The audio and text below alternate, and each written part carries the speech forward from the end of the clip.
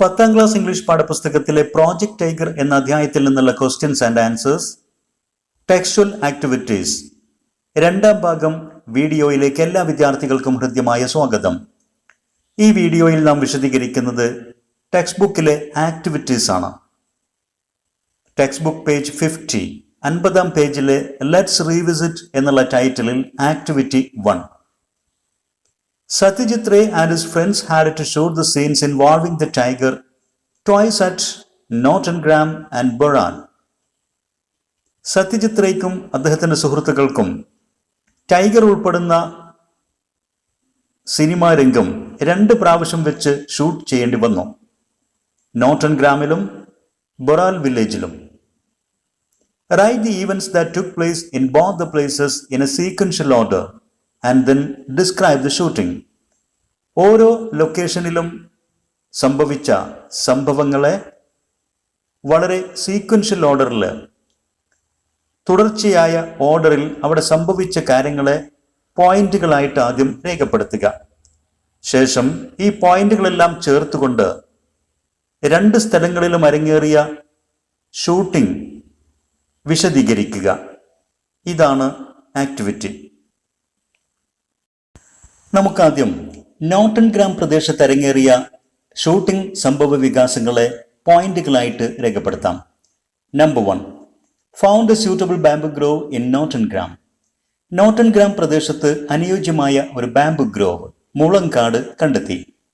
Number 2, a lorry arrived with 2 robust and well fed tigers. നല്ല തടിച്ചു കൊഴുത്ത ആരോഗ്യവാന്മാരായ 2 കടുവകളെ കൊണ്ട് ലോറി ആ സ്ഥലത്ത് എത്തിച്ചേർന്നു.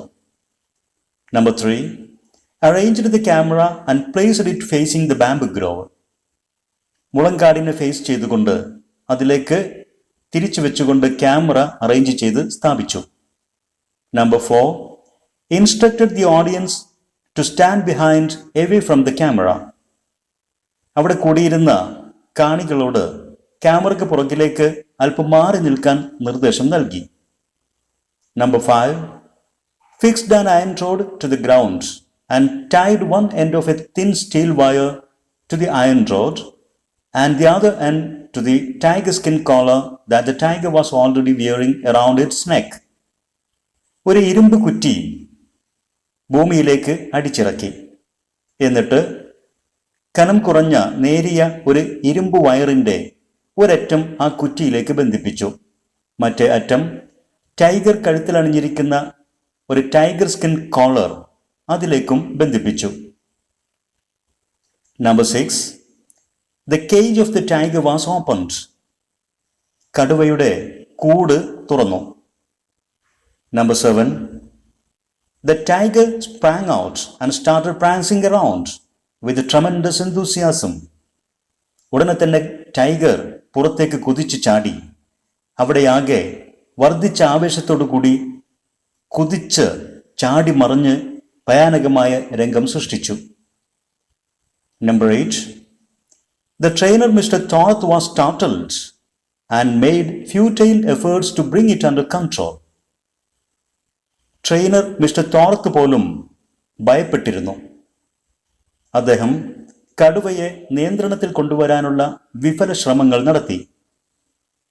Number 9, when the tiger calmed itself, some shots were taken. പിന്നീട് കടുവ ശാന്തമായ ശേഷം ഏതാനും ഷോട്ടുകൾ അവർ ഷൂട്ട് ചെയ്തു. Number 10, when checked later, found that the camera had failed to work and the shots were too dark. പിന്നീട് അവരെടുത്ത ഷോട്ടുകൾ പരിശോധിച്ച് നോക്കിയപ്പോൾ ഒരു കാര്യം ബോധ്യമായി. ക്യാമറ വേണ്ടവിധം പ്രവർത്തിച്ചിട്ടുണ്ടായിരുന്നില്ല. അതിനാൽ തന്നെ എടുത്ത ഷോട്ടുകളെല്ലാം തന്നെ വളരെയധികം ഇരുണ്ടത് ആയിരുന്നു. ഇനി ഈ പോയിന്റ്സുകളെല്ലാം ചേർത്തുകൊണ്ട് നമുക്ക് നോട്ടൻഗ്രാമിൽ അരങ്ങേറിയ ഷൂട്ടിങ്ങിന്റെ ഒരു നറേഷൻ തയ്യാറാക്കാം. ഷൂട്ടിംഗ് അറ്റ് നോട്ടൻഗ്രാം എന്ന ടൈറ്റിൽ നാം നൽകി. Satyajit Ray and his team first found a suitable bamboo grove in Notungram. നോട്ടൻഗ്രാമിൽ അനുയോജ്യമായ ഒരു ബാംബു ഗ്രോവ് സത്യജിത് റേയും തന്റെ കൂട്ടുകാരും കണ്ടെത്തി. The ringmaster of the Barry Circus, Mr. Torrance, brought the two well-fed tigers in a lorry. Barrel circus കമ്പനിയിലെ ring master mister ടോററ്റ്സ് ഒരു ലോറിയിൽ 2 ആരോഗ്യവാന്മാരായ കടുവകളെ അവിടെ എത്തിച്ചു. Then they arranged the camera and placed it facing the bamboo grove. ശേഷം ക്യാമറയെല്ലാം തയ്യാറാക്കി bamboo ഗ്രോവിലേക്ക് തിരിച്ച് അത് സ്ഥാപിച്ചു. Before opening the cage of the tiger, the audience were instructed to stay away. കടുവയുടെ കൂട് തുറക്കും മുമ്പ് അവിടെ കൂടിയിരുന്ന കാണികളോടെല്ലാം അല്പം മാറി നിൽക്കാൻ നിർദ്ദേശം നൽകി. They fixed an iron rod to the ground and tied one end of a thin steel wire to the rod and the other end to the tiger skin collar which the tiger was already wearing around its neck. ശേഷം ഭൂമിയിലേക്ക് ഒരു ഇരുമ്പ് ദണ്ട് ഒരു കുറ്റി പോലെ അടിച്ചിറക്കി. എന്നിട്ട് ഒരു thin steel wire, വളരെ നേരിയ ഒരു ഇരുമ്പ് വയറ്, അതിൻ്റെ ഒരറ്റം ഈ കുറ്റിയിൽ ബന്ധിച്ച് മറ്റേ അറ്റം കടുവ അതിൻ്റെ കഴുത്തിൽ നേരത്തെ അണിഞ്ഞിട്ടുണ്ടായിരുന്ന ടൈഗർ സ്കിൻ കോളറുമായി ബന്ധിപ്പിച്ചു. Mister Thorat opened the cage and the tiger sprang out and started prancing around with tremendous enthusiasm. ശേഷം മിസ്റ്റർ തോറത്ത് കടുവയുടെ കൂട് തുറന്നു. ഉടനെ കടുവ പുറത്തേക്ക് എടുത്തു ചാടി. അതിനുശേഷം അവിടെ കിടന്ന് ശക്തമായ ആവേശത്തോടുകൂടി, എനർജിയോടുകൂടി അതാകെ കുതിച്ചു ചാടി ഭീകരമായ ഒരു അന്തരീക്ഷം സൃഷ്ടിച്ചു. They were shocked to see this unexpected behavior of the tiger, and even Mr. Torth was taken aback. ഇതെല്ലാം കണ്ട് അവിടെ കൂടിയിരുന്ന എല്ലാവരും ആകെ പേടിച്ചുപോയി. മിസ്റ്റർ തോറത്ത് പോലും ഞെട്ടിപ്പോയി. He was helpless to bring it under control. അദ്ദേഹം ഈ കടുവയെ നിയന്ത്രണത്തിൽ കൊണ്ടുവരാൻ ശ്രമിച്ചു. പക്ഷേ അദ്ദേഹം നിസ്സഹായനായിരുന്നു. അദ്ദേഹത്തിന് അതിന് സാധിച്ചില്ല. After a while, the tiger calmed down and they immediately took the required shots.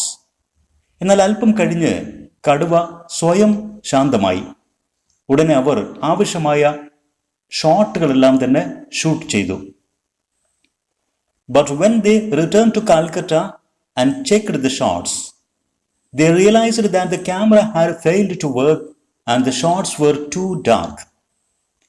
എന്നാൽ അവർ പിന്നീട് കൽക്കട്ടയിൽ തിരിച്ചെത്തി എടുത്ത ഷോട്ടുകളെല്ലാം പരിശോധിച്ചപ്പോൾ അവർക്കൊരു കാര്യം ബോധ്യമായി.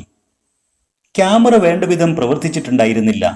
അതിനാൽ തന്നെ എടുത്ത ഷോട്ടുകളെല്ലാം തന്നെ ഇരുണ്ടതായിരുന്നു. They had to shoot the scenes all over again. ആ എടുത്ത രംഗങ്ങളെല്ലാം തന്നെ വീണ്ടും ഒരിക്കൽ കൂടി ഷൂട്ട് ചെയ്യേണ്ടതായിട്ടും വന്നു. Next, the details of the shooting at Boral. ബൊറാൽ പ്രദേശത്ത് അരങ്ങേറിയ ഷൂട്ടിംഗ് സംഭവ വികാസങ്ങളിലെ പ്രധാന പോയിന്റുകൾ നമുക്കൊന്ന് രേഖപ്പെടുത്താം.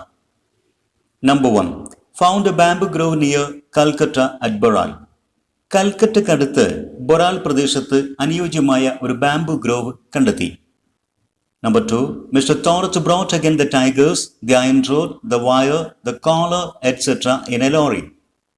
നേരത്തെ ചെയ്ത പോലെ തന്നെ മിസ്റ്റർ തോറത്ത് കടുവകളെയും അതുപോലെ തന്നെ ആവശ്യമായ ഇരുമ്പ് ദണ്ട്, ഇരുമ്പ് വയർ, ടൈഗർ സ്കിൻ കോളർ മുതലായ സാമഗ്രികളുമായി ആ വില്ലേജിൽ ഒരു ലോറിയിൽ എത്തിച്ചേർന്നു.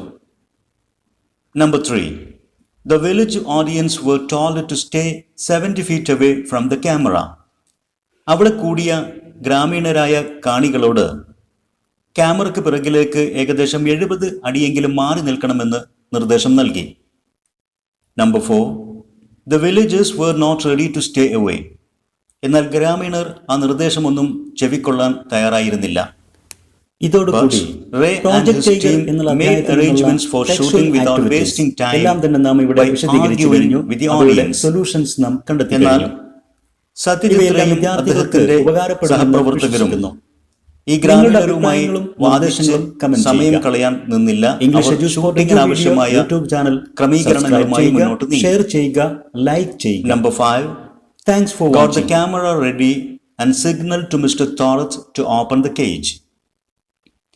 ക്യാമറയെല്ലാം റെഡിയാക്കി നിർത്തി മിസ്റ്റർ തോറത്തിനോട് കടുവയുടെ കൂട് തുറക്കാൻ നിർദ്ദേശം നൽകി. Number 6. Mr. Thorat opened the cage and the tiger charged at the villagers.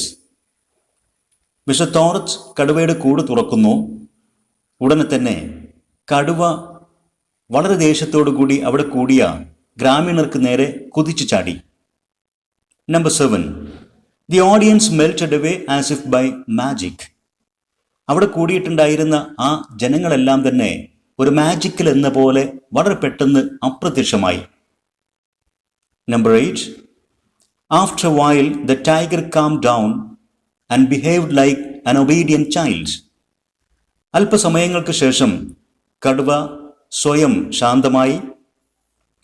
പിന്നീട് അനുസരണയുള്ള ഒരു കൊച്ചുകുട്ടിയെപ്പോലെ അത് നന്നായി പെരുമാറി. Number 9. The required shots were taken. Cinema രംഗത്തിന് വേണ്ടി ആവശ്യമായ എല്ലാ ഷോട്ടുകളും അവർ എടുത്തു. Number 10. After 2 days when checked, they found this time the camera also worked properly and the shots were perfect. 2 ദിവസങ്ങൾക്ക് ശേഷം എടുത്ത ഷോട്ടുകളെല്ലാം പരിശോധിച്ചപ്പോൾ അവർക്ക് മനസ്സിലായി ഈ പ്രാവശ്യം ക്യാമറ നന്നായി പ്രവർത്തിച്ചു. അതുകൊണ്ട് തന്നെ അവർ എടുത്ത എല്ലാ ഷോട്ടുകളും നല്ലതായിരുന്നു. അവർ വിചാരിച്ച പോലെ തന്നെ ഉപയോഗപ്രദവുമായിരുന്നു. ഷൂട്ടിംഗ് വിജയമായിരുന്നു എന്നർത്ഥം. ഇനി നമുക്ക് ഈ പോയിന്റ്സുകളെല്ലാം ചേർത്തുകൊണ്ട് ബൊറാൽ പ്രദേശത്ത് അരങ്ങേറിയ ഷൂട്ടിംഗ് സംബന്ധമായ ഒരു നറേഷൻ തയ്യാറാക്കാം. Shooting at Boral. They found another bamboo grove near Calcutta in Boral village. Once again, Mr. Thorat brought the tigers, the iron rod, the steel wire, the tiger skin collar, etc. in a lorry. There were more villagers there to watch the shooting, and they were instructed to stay behind the camera at least 70 feet away. But nobody was ready to accept the instructions. Ray and his team had no time to argue with the audience. They made all the arrangements and set the camera ready. Mr. Thorat opened the cage, and the tiger fiercely charged at the crowd of about 150 people gathered there. But all of them melted away as if by magic when the tiger turned to them. In a short while, the tiger behaved gently and walked as they record like an obedient child. They soon shot all the scenes they needed. After 2 days, when they returned to Calcutta, they realized that this time not only the tiger had behaved well, but also the camera had worked properly. All the shots were in perfect order. നോട്ടൺ ഗ്രാമിലെയും ബൊറാൽ വില്ലേജിലെയും shooting രംഗങ്ങൾ നാം ഒരു narration രൂപത്തിൽ ഇവിടെ വിവരിക്കുകയാണ് ചെയ്തത്. വിദ്യാർത്ഥികൾ ശ്രദ്ധിക്കേണ്ടത് ഒരു നറേറ്റീവ് അല്ലെങ്കിൽ നറേഷൻ തയ്യാറാക്കുമ്പോൾ അനുയോജ്യമായ ടൈറ്റിൽ നൽകാൻ ശ്രദ്ധിക്കണം. വിഷയവുമായി ബന്ധപ്പെട്ട ഹെഡിങ് നമ്മുടെ നറേഷന് നൽകണം. അത് നാം നൽകിയിട്ടുണ്ട്.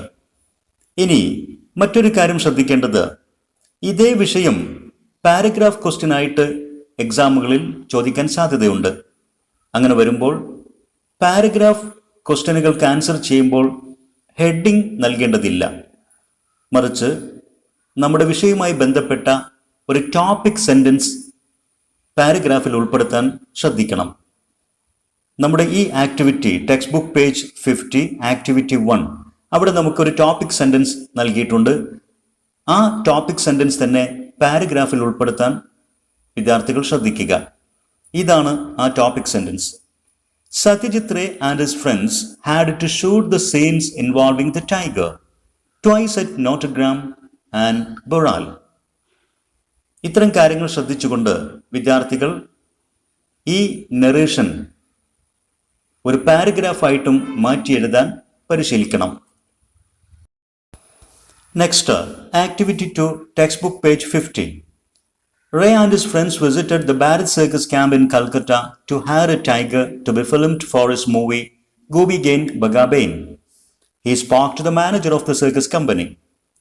What would Ray have spoken? Attempt the conversation between Ray and the manager. ഈ ആക്ടിവിറ്റിയിൽ നമ്മോട് ആവശ്യപ്പെട്ടിരിക്കുന്നത് റേയും ഭാരത് സർക്കസ് കമ്പനി മാനേജറും തമ്മിലുള്ള ഒരു സംഭാഷണം തയ്യാറാക്കുന്നതിന് വേണ്ടിയിട്ടാണ്. നമുക്കറിയാം, സത്യജിത് റേ തൻ്റെ മൂവി ഗുബി ഗെയിൻ ബഗാബൈൻ ഷൂട്ട് ചെയ്യുന്നതിന് അദ്ദേഹത്തിന് ഒരു ടൈഗറെ ആവശ്യമായിട്ട് വന്നു. അത് ലഭ്യമാക്കുന്നതിന് വേണ്ടിയിട്ടാണ് ഭാരത് സർക്കസ് കമ്പനി സന്ദർശിക്കുന്നത്. ആ സർക്കസ് കമ്പനിയുടെ മാനേജറും റേയും തമ്മിൽ എന്താണ് സംസാരിച്ചിട്ടുണ്ടാവുക? അവർ തമ്മിലുള്ള സംഭാഷണം ഇമാജിൻ ചെയ്ത് നാം തയ്യാറാക്കുക. ഇതാണ് ആക്ടിവിറ്റി. വിദ്യാർത്ഥികൾ ശ്രദ്ധിക്കേണ്ടത്, ഒരു കോൺവെർസേഷൻ തയ്യാറാക്കുമ്പോൾ അതിൽ പങ്കെടുക്കുന്ന വ്യക്തികൾ പരസ്പരം വിഷ് ചെയ്തുകൊണ്ട് നല്ല ഒരു തുടക്കം ഒരു കോൺവെർസേഷൻ ഉണ്ടായിരിക്കണം.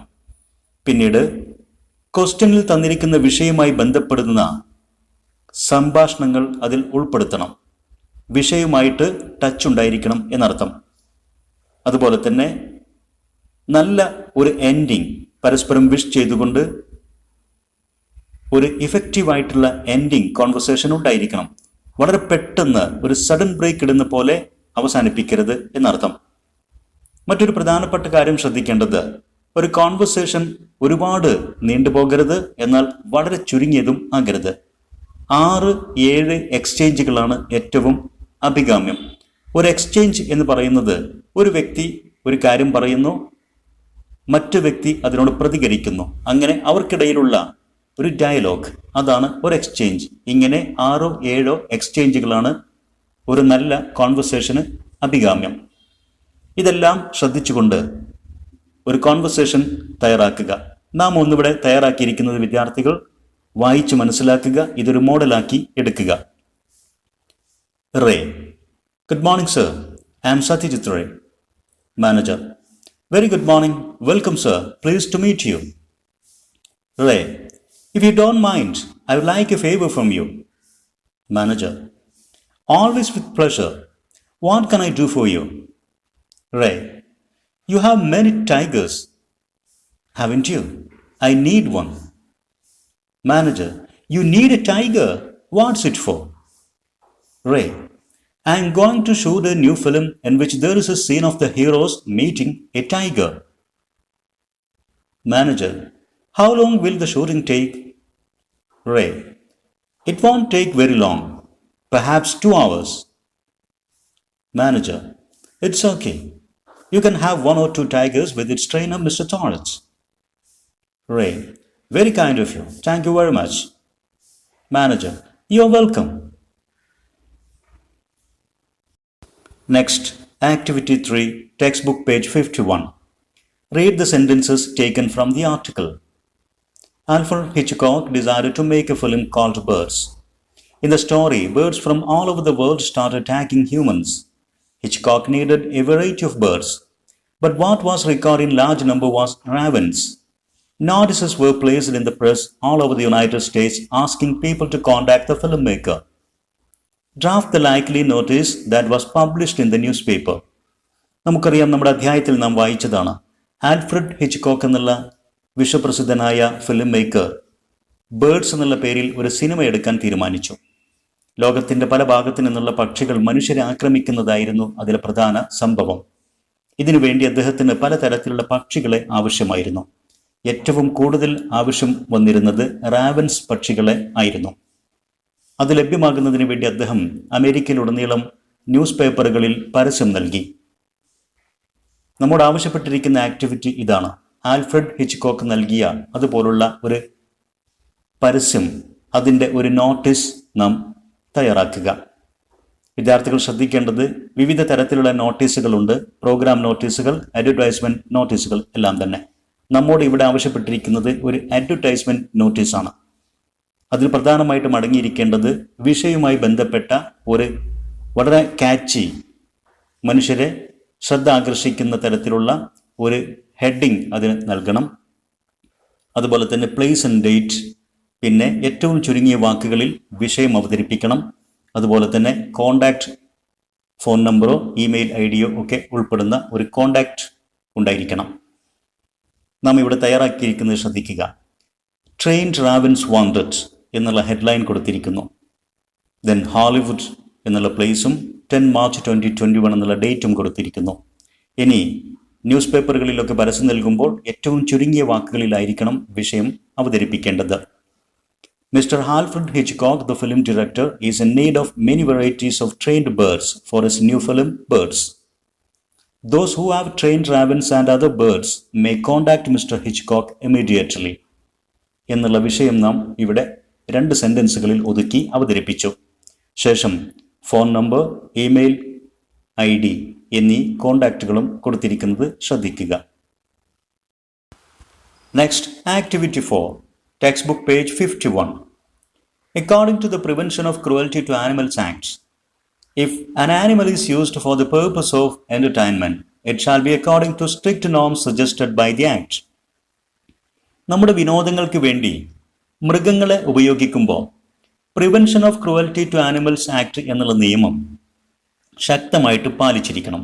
മൃഗങ്ങൾക്ക് യാതൊരു വിധത്തിലുള്ള പ്രയാസം ഉണ്ടാക്കരുത്, മൃഗങ്ങളെ ക്രൂരമായിട്ട് കൈകാര്യം ചെയ്യരുത് എന്നുള്ള നിയമമാണത്. Imagine Ray writes a letter to the chairman of Animal Welfare Board of India, informing him the details of the shoot and ensuring him that the rules will be strictly adhered to. Draft the likely letter.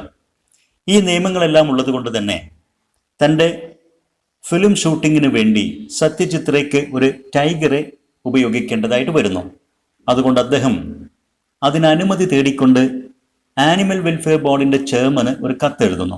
ആ കത്തിൽ അദ്ദേഹം എല്ലാ നിയമങ്ങളും പാലിച്ചു കൊള്ളാമെന്ന് ഉറപ്പും നൽകുന്നു. ഇത്തരത്തിലുള്ള ഒരു ലെറ്റർ നമ്മോട് തയ്യാറാക്കാനാണ് ഈ ആക്ടിവിറ്റിയിൽ ആവശ്യപ്പെട്ടിരിക്കുന്നത്. നമുക്കറിയാം, ഈ ലെറ്റർ ഒരു ഒഫീഷ്യൽ ലെറ്റർ ആണ്, അഥവാ ഒരു ഫോർമൽ ലെറ്റർ. വിദ്യാർത്ഥികൾ അറിഞ്ഞിരിക്കേണ്ടത്, ഒരു ഫോർമൽ ലെറ്ററിന് വളരെ കണിശമായിട്ടുള്ള ഒരു ഫോമാറ്റ് ഉണ്ട്. ഒരു ഫോർമൽ ലെറ്ററിൽ 9 പ്രധാന ഘടകങ്ങൾ അടങ്ങിയിരിക്കണം. ഒന്നാമത്തത് കത്ത് എഴുതുന്ന ആളുടെ അഡ്രസ്സാണ്. നമ്മുടെ ടെക്സ്റ്റ് ബുക്കിൽ തന്നിരിക്കുന്ന ഫോമാറ്റാണിത്. ഇതിൽ name and address of the sender എന്നാണ് ഒന്നാമത്തെ പോയിന്റ് നൽകിയിരിക്കുന്നത്. എന്നാൽ കത്ത് എഴുതുന്ന ആളുടെ അഡ്രസ് മാത്രം മതി, അതിൽ പേര് ഉൾപ്പെടുത്തരുത്. ഇതൊരു മിസ്റ്റേക്കാണ് ഇവിടെ തന്നിരിക്കുന്നത്. അതുകൊണ്ടാണ് ഞാൻ നെയിം വെട്ടിക്കളഞ്ഞത്. ഇത് address of the sender without name എന്നുള്ളതാണ് ഒന്നാമത്തെ പോയിന്റ്. അതിൽ പേര് ഉൾപ്പെടുത്തരുത്. രണ്ടാമത് ഡേറ്റ്, കത്തെഴുതുന്ന തീയതി. മൂന്നാമത് name and address of the receiver. ആർക്കാണോ നാം കത്തെഴുതുന്നത് അല്ലെങ്കിൽ കത്ത് ആർക്കാണോ ലഭിക്കുന്നത് അയാളുടെ പേരും അഡ്രസ്സും ഉൾപ്പെടുത്തുക. അതിൽ പേര് ഉൾപ്പെടുത്തുന്നതിന് പ്രയാസമില്ല, പേരറിയുമെങ്കിൽ ഉൾപ്പെടുത്തുക. ഇവിടെ നമ്മോട് ചോദിച്ചിരിക്കുന്ന ഈ ക്വസ്റ്റ്യനിൽ പേര് തന്നിട്ടില്ല, മറിച്ച് ചെയർമൻ എന്നുള്ള അദ്ദേഹത്തിന്റെ ഡെസിഗ്നേഷൻ, അദ്ദേഹം വഹിക്കുന്ന ഓഫീസ് സ്ഥാനമാണ് തന്നിരിക്കുന്നത്. അപ്പോൾ അത് ഉൾപ്പെടുത്തി അഡ്രസ് ഉണ്ടാക്കുക. അടുത്തത് സല്യൂട്ടേഷൻ, ഡിയർ സർ തുടങ്ങിയ സല്യൂട്ടേഷൻ ഫ്രേസുകൾ ഉപയോഗിക്കുക. Next, subject caption. ഏത് വിഷയത്തെക്കുറിച്ചാണോ കത്തെഴുതാൻ ആവശ്യപ്പെട്ടിരിക്കുന്നത് ആ വിഷയത്തെ വളരെ ചുരുങ്ങിയ വാക്കുകളിൽ ഒരു ടൈറ്റിൽ പോലെ ഒരു സബ്ജക്റ്റ് ഉണ്ടാക്കുക. അടുത്തത് body of the letter. Body of the letter എന്നുള്ളതാണ് ലെറ്റർ. അതിൽ പ്രധാനമായിട്ട് 3 കാര്യങ്ങൾ ഉൾപ്പെട്ടിരിക്കണം. ഒന്ന്, ഇൻട്രൊഡക്ഷൻ, ആരാണോ എഴുതുന്നത് എന്നൊന്ന് പരിചയപ്പെടുത്തുക, ഏറ്റവും ചുരുങ്ങിയ വാക്കുകളിൽ 1-2 സെന്റൻസുകളിൽ. അടുത്ത പോയിന്റ് ഉൾപ്പെടേണ്ടത് സബ്ജക്റ്റ് ഡീറ്റെയിൽസ്. ഏത് വിഷയമാണോ നാം കത്തിലൂടെ അവതരിപ്പിക്കുന്നത് അത് ചെറുതായിട്ട് വിശദീകരിക്കുക. 3, കൺക്ലൂഷൻ, നമ്മുടെ ലെറ്റർ അവസാനിപ്പിക്കുക. അപ്പോൾ നമ്മുടെ റിക്വസ്റ്റും അതുപോലെ തന്നെ താങ്ക്സ് എക്സ്പ്രഷൻ, നമ്മുടെ അപേക്ഷയും ആ അപേക്ഷ ആ ഓഫീസർ സ്വീകരിക്കുകയാണെങ്കിൽ നമ്മുടെ നന്ദിയും കടപ്പാടും നാം പ്രകടിപ്പിക്കുക. ഈ 3 കാര്യങ്ങൾ ഉണ്ടായിരിക്കണം. ഒന്ന്, എഴുതുന്ന ആളെ ചെറുതായിട്ട് പരിചയപ്പെടുത്തുക. മറ്റൊന്ന്, സബ്ജക്റ്റ് ഡീറ്റെയിൽസ്, വിഷയം ചെറുതായിട്ട് വിശദീകരിക്കുക. ദെൻ കൺക്ലൂഷൻ, കത്ത് അവസാനിപ്പിക്കുക with request and thanks expression. ശേഷം കോംപ്ലിമെന്ററി ക്ലോസ്, യോഴ്സ് ഫെയ്ത്ത്ഫുള്ളി പോലുള്ള ഫ്രേസുകൾ ഉപയോഗിച്ച് കത്ത് അവസാനിപ്പിക്കുന്നു. അടുത്തത് SD എന്നതുകൊണ്ട് അർത്ഥമാക്കുന്നത് സൈൻഡ്, സിഗ്നേച്ചർ, ഒപ്പുവെക്കുക. ദെൻ കംസ് ദ നെയിം, ഏറ്റവും അവസാനമാണ് എഴുതുന്ന ആളുടെ പേര് ചേർക്കേണ്ടത്. 9 ഘടകങ്ങൾ അടങ്ങുന്നതിൽ ഏറ്റവും അവസാനത്തെ ഘടകമാണ് നെയിം ഓഫ് ദ റൈറ്റർ. ഇപ്പോൾ വിദ്യാർത്ഥികൾ ശ്രദ്ധിക്കുക, ആദ്യം നാം അഡ്രസ്സിൽ പേര് ചേർത്തിരുന്നു എങ്കിൽ കത്ത് അവസാനിപ്പിക്കുമ്പോഴും തുടക്കത്തിലും എഴുതുന്ന ആളുടെ പേര് ഈ ലെറ്ററിൽ വരുമായിരുന്നു. അത് അഭികാമ്യമല്ല. അതുകൊണ്ടാണ് തുടക്കത്തിൽ പേര് ചേർക്കരുത്, ഏറ്റവും അവസാനത്തിൽ പേര് ചേർക്കുക എന്ന് പറയുന്നത്. ഇനി ഈ ഫോമാറ്റുകളെല്ലാം ഉൾപ്പെട്ടുകൊണ്ട് ഈ വിഷയം ബന്ധപ്പെടുത്തി നാം ഒരു ലെറ്റർ തയ്യാറാക്കിയിരിക്കുന്നത് വിദ്യാർത്ഥികൾ പരിശോധിക്കുക, അതൊരു മോഡലാക്കുക. Flat number 14, Vasant Vihar, Marcus Square, Calcutta എന്നുള്ള സത്യജിത്രയുടെ ഒരു അഡ്രസ് നാം ഇവിടെ ഇമാജിൻ ചെയ്തുണ്ടാക്കിയിരിക്കുന്നു. ഇതിൽ അദ്ദേഹത്തിൻ്റെ പേര് ഉൾപ്പെടുത്തിയിട്ടില്ല എന്നുള്ളത് പ്രത്യേകം ശ്രദ്ധിക്കുക. അടുത്തത് 6 മാർച്ച് 2019 എന്നുള്ള date of the letter. Next, ആർക്കാണോ കത്ത് എഴുതേണ്ടത് അതല്ലെങ്കിൽ റിസീവർ ഓഫ് ദ ലെറ്റർ. നമ്മോട് ക്വസ്റ്റ്യനിൽ പറഞ്ഞിരിക്കുന്നത് the chairman, animal welfare board of India, New Delhi എന്നുള്ള അഡ്രസ് നാം കൊടുത്തിരിക്കുന്നു. അടുത്തത് salutation phrase, dear sir. Next, subject caption, എന്താണോ നമ്മോട് ആവശ്യപ്പെട്ടിരിക്കുന്ന വിഷയം ഇതാണ്. Getting permission for using a tiger in a film shooting എന്നുള്ള ഹെഡ്ലൈൻ കൊടുത്തിരിക്കുന്നു, സബ്ജക്റ്റ് ഹെഡ്ലൈൻ. ഇനി body of the letter. I am Satyajit Ray, a film director from Calcutta എന്ന് സത്യജിത് റേ സ്വയം പരിചയപ്പെടുത്തുന്നു. I have a plan to direct a film in which there is a scene of the main characters meeting a wild tiger in a forest. എന്നിട്ട് അദ്ദേഹം വിഷയത്തിലേക്ക് കടന്നു വരുന്നു, അത് ചെറുതായിട്ട് വിശദീകരിക്കുന്നു. I have already arranged with the Bharat Circus Company to get a tiger with its trainer. I know the rules of Animal Welfare Board connected with treating animals. Animal welfare ബോർഡിൻ്റെ നിയമങ്ങൾ, മൃഗങ്ങളെ കൈകാര്യം ചെയ്യുന്നതുമായി ബന്ധപ്പെട്ട നിയമങ്ങളെക്കുറിച്ച് എനിക്ക് നന്നായിട്ട് അറിയാം. We will follow those rules strictly and will not do anything harmful to the tiger. ഈ നിയമങ്ങളെല്ലാം ഞങ്ങൾ ശക്തമായിട്ട് പാലിക്കും. മൃഗത്തിന് ദോഷകരമായിട്ട് ഞങ്ങൾ ഒന്നും ചെയ്യുകയില്ല, പ്രവർത്തിക്കുകയില്ല എന്ന് ഉറപ്പ് നൽകുന്നു. I will be obliged and grateful to you. ഞാൻ നിങ്ങളോട് നന്ദിയും കടപ്പാടുമുള്ളവനായിരിക്കും. If you kindly grant me permission to shoot my film with a tiger. ടൈഗറുമായിട്ട് ഫിലിം ഷൂട്ടിംഗ്, അതിനുള്ള അനുമതി താങ്കൾ ദയാപൂർവം എനിക്ക് നൽകുകയാണെങ്കിൽ നിങ്ങളോട് ഞാൻ കടപ്പെട്ടവനായിരിക്കും എന്നുള്ള കൺക്ലൂഡിംഗ് ഫ്രേസൊക്കെ നാം അതിൽ എഴുതി ചേർത്തു. Thank you. എന്നിട്ട്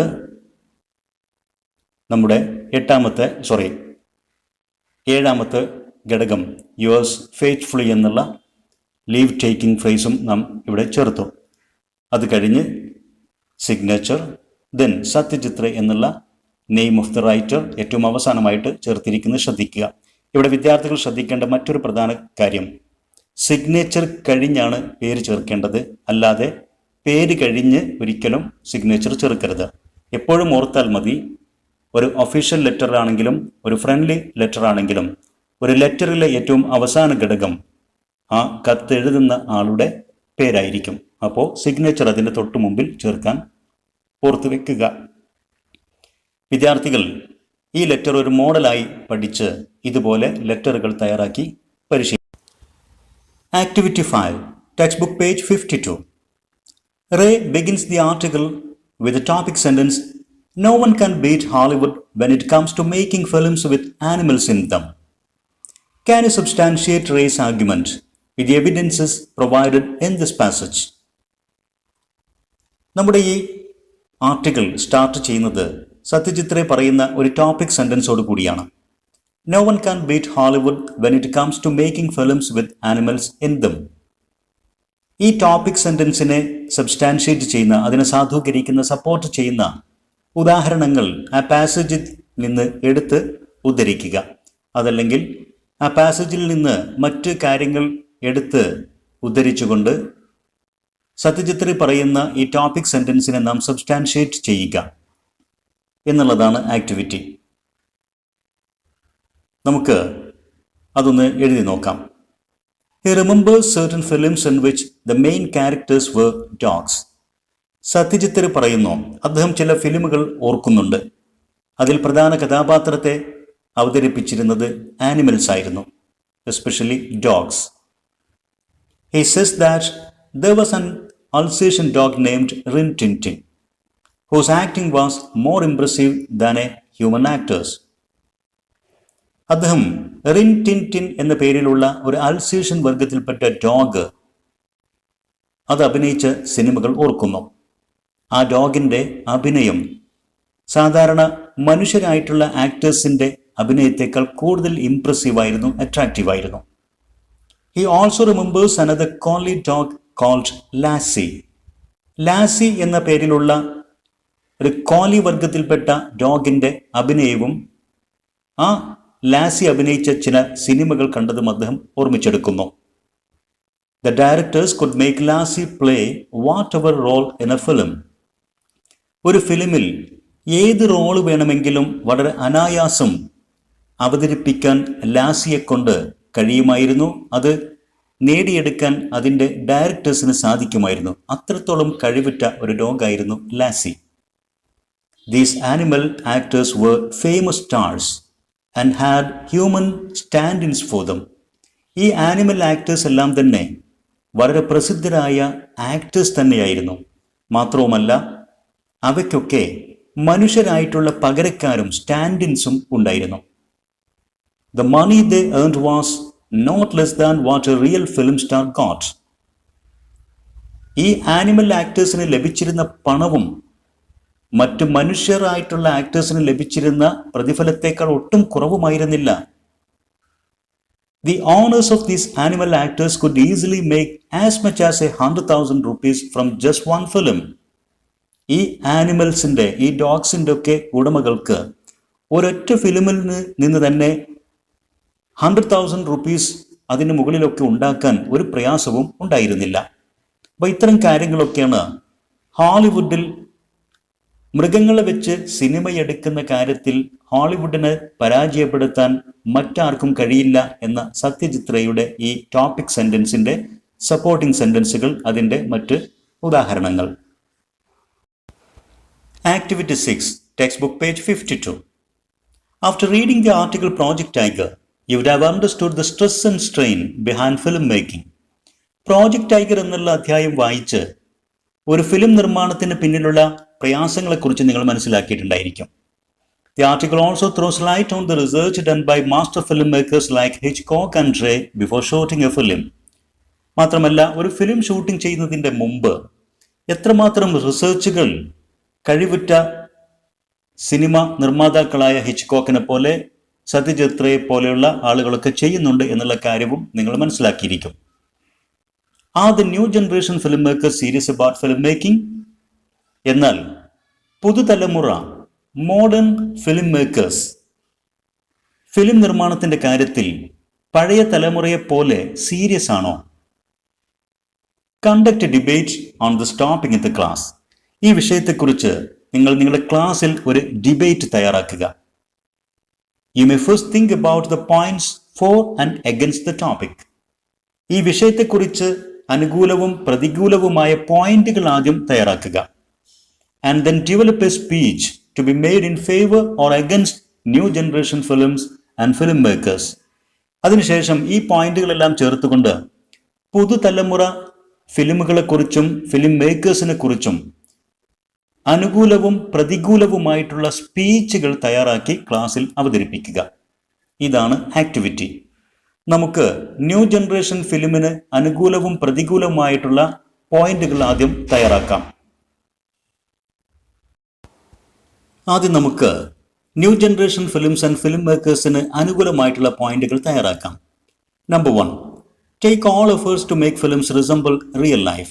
മനുഷ്യന്റെ യഥാർത്ഥ ജീവിതത്തെ പ്രതിനിധീകരിക്കുന്ന, റിഫ്ലക്റ്റ് ചെയ്യുന്ന തരത്തിലുള്ള ഫിലിംസ് തയ്യാറാക്കുന്നതിന് ന്യൂജൻ ഫിലിം മേക്കേഴ്സ് ശ്രമം നടത്തുന്നു. Number 2, make films in maximum perfection due to high competition.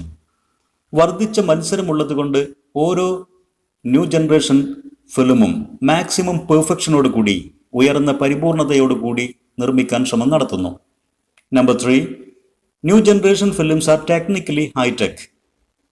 സാങ്കേതികമായിട്ട് ഉയർന്ന നിലവാരമുള്ളതാണ് new generation films. Number 4, production of films with various subjects and stories has increased. വ്യത്യസ്ത സബ്ജക്റ്റുകളോടുകൂടി, വൈവിധ്യമാർന്ന കഥകളോടുകൂടി ധാരാളം ന്യൂ ജനറേഷൻ ഫിലിമുകൾ നിർമ്മാണം വർദ്ധിപ്പിച്ചിട്ടുണ്ട്. Number 5, Quality of acting and dialogue rendering has increased for fear of severe criticism. രൂക്ഷമായ വിമർശനങ്ങൾക്ക് സാധ്യത ഉള്ളതുകൊണ്ട് ഡയലോഗ് അവതരിപ്പിക്കുന്നതിലും അതുപോലെ തന്നെ ആക്ടിങ്ങിൻ്റെ കാര്യത്തിലും ഗുണനിലവാരം മെച്ചപ്പെടുത്താൻ ന്യൂ ജനറേഷൻ ഫിലിമുകൾ ശ്രമം നടത്തുന്നു. Number 6. Modern technologies help create perfection in graphics, pictures, color and sound mixing, etc. ഗ്രാഫിക്സിൻ്റെയും പിക്ചേഴ്സിൻ്റെയും ക്വാളിറ്റി ഉയർത്തുന്ന കാര്യത്തിലും അതുപോലെ തന്നെ കളർ ആൻഡ് സൗണ്ട് മിക്സിംഗ് ഇവയുടെ എല്ലാം കാര്യത്തിൽ ആധുനിക ടെക്നോളജി സഹായകരമായിട്ടുണ്ട്. ഇനി points against new generation films and film makers. ആധുനിക സിനിമ നിർമ്മാണം, സിനിമകൾ ഇവയ്ക്ക് എതിരായിട്ടുള്ള ചില പോയിന്റുകൾ നമുക്ക് ഉണ്ടാക്കാൻ ശ്രമിക്കാം. Number 1. Lacking in the inborn artistic talents of actors. നടീനടന്മാരുടെ സ്വാഭാവികമായിട്ടുള്ള ജന്മനായുള്ള കഴിവുകൾ മോഡേൺ ഫിലിമുകൾ അഥവാ ന്യൂ ജനറേഷൻ ഫിലിമുകൾ അതിനുള്ള സാധ്യത കുറഞ്ഞു കാണുന്നു. Number 2. Compromise the quality for monetary benefits. സാമ്പത്തിക ലാഭത്തിന് വേണ്ടി ഫിലിം ക്വാളിറ്റി കോംപ്രമൈസ് ചെയ്യുന്നു, ക്വാളിറ്റിയുടെ കാര്യത്തിൽ കുറവ് വരുത്തുന്നു. Number 3. Exaggeration of scenes and situations. ചില രംഗങ്ങളിലെ അതിഭാവുകത്വം വർദ്ധിപ്പിച്ച exaggerated situation and scenes modern ഫിലിമുകൾ കൂടുതലായി കാണുന്നു. Number 4. Quantity of films increased, quality reduced. ഫിലിമുകളുടെ എണ്ണം വർദ്ധിച്ചിട്ടുണ്ട്, ക്വാളിറ്റി കുറഞ്ഞിട്ടുമുണ്ട്. Number 5. The technology overpowered the ability of actors and artists. നടീനടന്മാരുടെയും മറ്റ് കലാകാരന്മാരുടെയും സ്വാഭാവികമായിട്ടുള്ള ജന്മനായുള്ള കഴിവുകളെ ടെക്നോളജി മറികടന്നിരിക്കുന്നു. Number 6. Technological advancement dimmed the human artistic quality. സാങ്കേതികമായിട്ടുള്ള പുരോഗതി നടീനടന്മാരുടെ മനുഷ്യരുടെ കലാവാസനകളെയും അവരുടെ കഴിവുകളെയും മങ്ങിയതാക്കി മാറ്റി. ഇനി അനുകൂലവും പ്രതികൂലവുമായിട്ടുള്ള ഈ പോയിന്റുകളെല്ലാം ചേർത്തുകൊണ്ട് നമുക്ക് സ്പീച്ച് തയ്യാറാക്കാം. Dear friends, good morning. I'd like to speak a few words about the advantages of the new generation films. We can say that the new generation filmmakers take all efforts to make their films resemble the real life situations. They have high competition in the film fields, so they make films in maximum perfection. The modern technology has made the new generation films technically high-tech. In the new generation period, the film production has considerably increased, and more films on various subjects and stories are created. In modern times, opportunities for criticism are plenty. So, stereotype acting and dialogue rendering are seriously criticized and thus eliminated. Nowadays, filmmakers have more advanced technologies to make researches on various subjects and to make their films perfect. In my opinion, new generation films are far better than the conventional types of films in terms of graphics, pictures, color, sound quality, etc. Bringing all these points to your attention, let me conclude this short speech here. Thank you for listening to my words.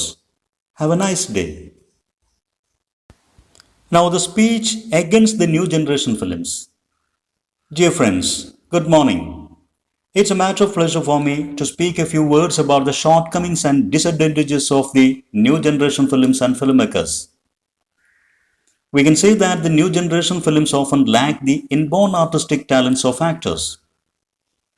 Due to high competition in the industry, new gen filmmakers often compromise the quality for monetary benefits. In modern films, exaggerated scenes and situations are created technically. The more the number of films is, the less the quality of films becomes. The creativity and potentiality of artists have become a matter of less importance in modern films because of the artificiality created by modern technology. Legendary actors with God-gifted talents have no big role in the new generation films.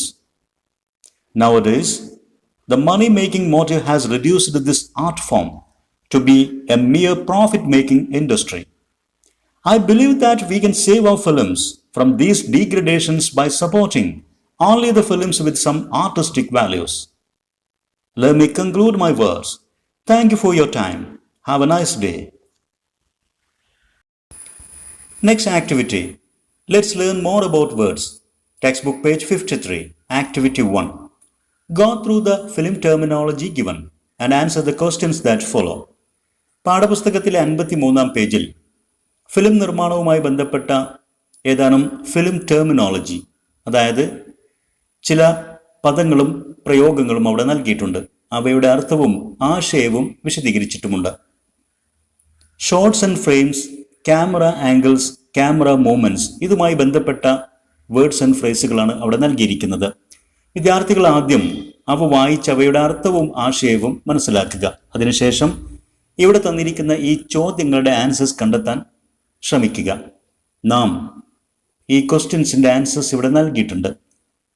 First question ഇതാണ്: if you want to show the feelings of a character, what type of a shot will you choose? ഒരു കഥാപാത്രത്തിന്റെ വികാരപ്രകടനങ്ങളെ കാണിക്കുന്നതിന് ഏത് തരത്തിലുള്ള ഷോട്ടാണ് ഉപയോഗിക്കുന്നത്? Answer: close up shot. Number 2, if you want to show a character running, what camera movement will you use? ഒരു കഥാപാത്രം ഓടുന്നത് ചിത്രീകരിക്കാൻ വേണ്ടി ഏത് ക്യാമറ മൂവ്മെന്റ് ആണ് ഉപയോഗിക്കേണ്ടത്? Dolly or tracking movement. Number 3, if your protagonist is walking disappointedly through a paddy field, which camera angle will you use? സിനിമയിലെ പ്രധാന കഥാപാത്രം പ്രൊട്ടാഗണിസ്റ്റ് വളരെ നിരാശനായിട്ട് ഒരു പാടവരമ്പിലൂടെ ഇങ്ങനെ നടന്നു പോകുന്ന ഒരു രംഗമാണ് ചിത്രീകരിക്കേണ്ടതെങ്കിൽ, അതാണ് കാണിക്കേണ്ടതെങ്കിൽ ഏത് ക്യാമറ ആംഗിൾ ആണ് അതിന് ഉപയോഗിക്കേണ്ടത്? High angle. Number 4, if you want to show a tall tree from bottom to top, which camera movement will you use? ഒരു മരം അതിൻ്റെ അടിഭാഗം മുതൽ മുകൾ ഭാഗം വരെ ചിത്രീകരിച്ച് കാണിക്കാൻ ഏത് ക്യാമറ മൂവ്മെന്റ് ആണ് ഉപയോഗിക്കേണ്ടത്? Tilt. Number 5, if you want to shoot a character saying something very casual, which shot would you prefer? ഒരു കഥാപാത്രം വളരെ കാഷ്വൽ ആയിട്ട് അത്ര ഇമ്പോർട്ടൻ്റ് ഒന്നും അല്ലാതെ എന്തോ സംസാരിക്കുന്നത് ചിത്രീകരിക്കാൻ ഏത് ഷോട്ടാണ് നിങ്ങൾ പ്രിഫർ ചെയ്യുക? Medium shot. Activity 2, textbook page 54. The following words are taken from the article Project Tiger. Write them in appropriate columns and also write the base word or base words in the table given below. താഴെ തന്നിരിക്കുന്ന ഈ ഏതാനും പദങ്ങൾ project tiger എന്നുള്ള നമ്മുടെ അധ്യായത്തിൽ നിന്ന് എടുത്തതാണ്. നമ്മുടെ ആവശ്യപ്പെടുന്ന ആക്ടിവിറ്റി ഇതാണ്. ഈ പദങ്ങളെല്ലാം തന്നെ ബേസ് വേർഡിനോടൊപ്പം ചില അക്ഷരങ്ങൾ ചേർത്ത് പുതിയ പദങ്ങൾ സൃഷ്ടിച്ചതാണ്. അതുകൊണ്ട് നമ്മുടെ പാഠപുസ്തകത്തിൽ തന്നിരിക്കുന്ന ആ കോളത്തിലേക്ക് അനുയോജ്യമായ രീതിയിൽ ഇവ ചേർത്തെഴുതുക എന്നുള്ളതാണ്. നാം അത് ചെയ്യുന്നതിന് മുമ്പ് എന്താണ് ഇതുകൊണ്ട് ഉദ്ദേശിച്ചത് എന്ന് വിശദീകരിക്കാം.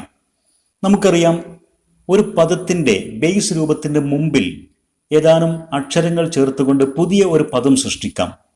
അങ്ങനെ ചേർക്കുന്ന അക്ഷരം അല്ലെങ്കിൽ അക്ഷരങ്ങൾക്ക് പ്രിഫിക്സ് എന്നാണ് പറയുക. പ്രിഫിക്സ് എന്ന് പറയുമ്പോൾ മുമ്പിൽ ഫിക്സ് ചെയ്യുന്ന അക്ഷരക്കൂട്ടങ്ങൾ. അതുപോലെ സഫിക്സ് എന്ന് പറയുന്നത് ബേസ് പദത്തിൻ്റെ ശേഷം ചേർക്കുന്നതാണ്. പ്രിഫിക്സ് എന്നതിൻ്റെ ഡെഫിനിഷൻ ഇതാണ്: a letter or letters fixed at the beginning of a base word to create a new word or word form. ഒരു ബേസ് പദത്തിന് മുമ്പിൽ ചേർത്തുകൊണ്ട് പുതിയ പദങ്ങളോ പദരൂപങ്ങളോ സൃഷ്ടിക്കുന്നു. ഉദാഹരണത്തിന് എൻലാർജ് എന്നുള്ള ഈ പദം ശ്രദ്ധിക്കുക. ലാർജ് എന്നുള്ളതാണ് ബേസ് ഫോം. അതിനു മുമ്പിൽ ഇ എൻ എന്നീ രണ്ട് അക്ഷരങ്ങൾ ചേർത്തുകൊണ്ടാണ് എൻലാർജ് എന്നുള്ള പുതിയ ഒരു പദം സൃഷ്ടിച്ചത്.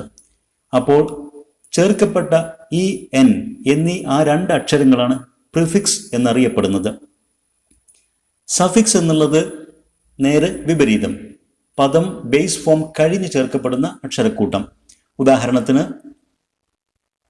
ബ്യൂട്ടിഫുൾ എന്നുള്ള പദത്തിൽ ബ്യൂട്ടി എന്നുള്ള ബേസ് ഫോമിനോടൊപ്പമാണ് ഫുൾ എന്നുള്ള FUL എന്നീ 3 അക്ഷരങ്ങൾ ചേർത്തത്. അങ്ങനെ ബ്യൂട്ടിഫുൾ എന്നുള്ള മറ്റൊരു പുതിയ പദം സൃഷ്ടിച്ചു.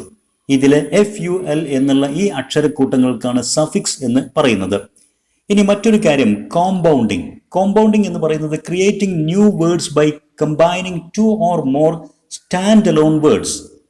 പ്രിഫിക്സിലും സഫിക്സിലും നമ്മൾ ചേർത്ത അക്ഷരക്കൂട്ടങ്ങളാണ്. അവയ്ക്ക് തനിച്ച് ഒരു വേർഡായിട്ട് നിലനിൽക്കാൻ കഴിയില്ല, വെറും അക്ഷരങ്ങളാണ്. എന്നാൽ കോമ്പൗണ്ടിങ് എന്ന് പറയുമ്പോൾ സ്റ്റാൻഡ് അലോൺ വേർഡ്സ്, തനിച്ച് നിൽക്കാൻ സാധിക്കുന്ന പൂർണ്ണ അർത്ഥമുള്ള പദങ്ങൾ, രണ്ടോ അതിലധികമോ ഉള്ള പദങ്ങളെ ചേർത്തുകൊണ്ട് ഒരു പുതിയ പദം സൃഷ്ടിക്കുക. അതിലെ ആ ചേർക്കപ്പെടുന്ന 2 പദങ്ങളും പൂർണ്ണ അർത്ഥമുള്ള സ്റ്റാൻഡ് അലോൺ വേർഡ്സ് ആയിരിക്കും. അവ രണ്ടും ചേർന്നുകൊണ്ട് പുതിയ ഒരു മീനിങ് ഉള്ള പദം സൃഷ്ടിക്കുന്നതിനാണ് കോമ്പൗണ്ടിങ് എന്ന് പറയുക. ഇംഗ്ലീഷിൽ പ്രധാനമായിട്ടും 3 തരത്തിലാണ് കോമ്പൗണ്ടിങ് എഴുതപ്പെടാറുള്ളത്. ഒന്ന്, ക്ലോസ്ഡ് കോമ്പൗണ്ട്സ്. എന്താണ് അതിൻ്റെ പ്രത്യേകത?